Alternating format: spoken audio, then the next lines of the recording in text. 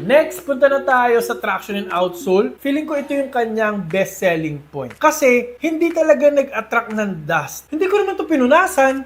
Wow! Napakalinis pa rin. No need to punas-punas at all.